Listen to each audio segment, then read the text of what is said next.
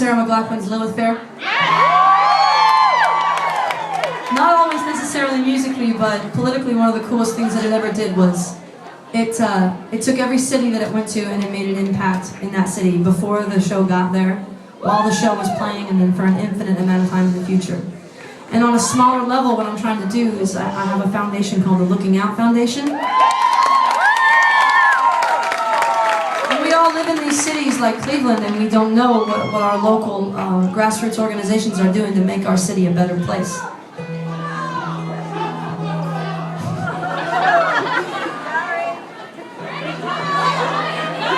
And you guys have a really amazing one that I wanted to highlight.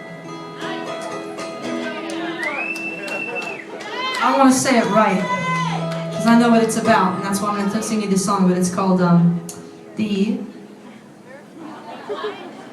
It's a red light on the riff, writing. Turn a different light on there for me, will you?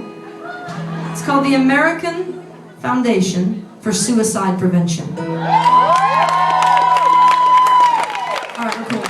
They do really important work right here in your own city, and this is an issue that hits really close to home for me. And what I've done is I've invited them out with a booth and some information pamphlets and some stickers and shit like that. And I want you guys to go up to them and say hello, and to join me in thanking them for showing up for Cleveland and for showing up for the show tonight, and making an impact to try to prevent this epidemic in our country. And I'm going to sing you guys a little song that I wrote about a friend, a very dear friend of mine that I lost to suicide when we were both 16. And he was a special boy, and I believe that somewhere he still is.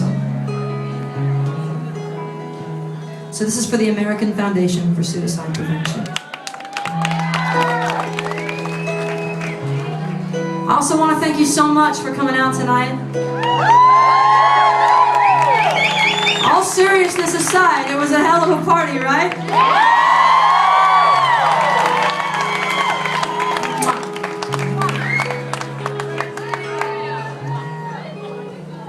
I must have been sleeping, I must have been drinking, I haven't been dreaming about you for years. There was a sharp turn and a sunburn.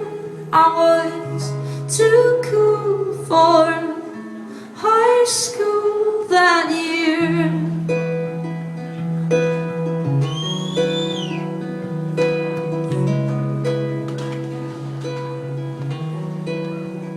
It must have been New Year's, no one invited you, took things too far, but I missed you and your antics. You were lonesome and blue-eyed and so special to us.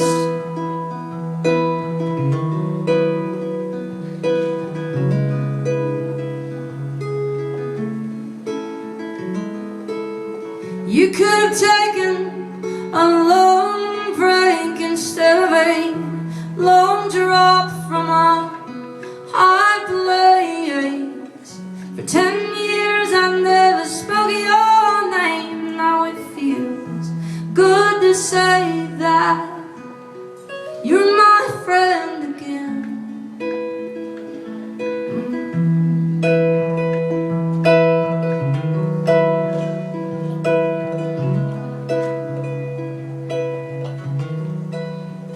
He said he forgave you. I said I hated you. He was the bigger man. I was 16. All the innocence it took for you to finally make your yearbook that year. Oh, that year.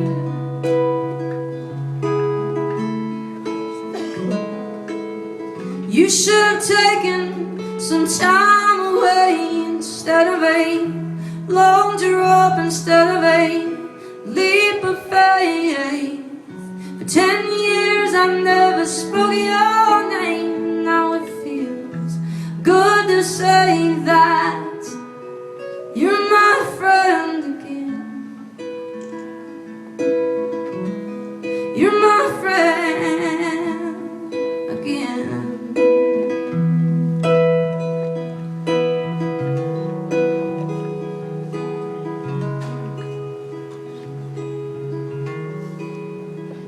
I was angry, I was a Baptist, I was a dog.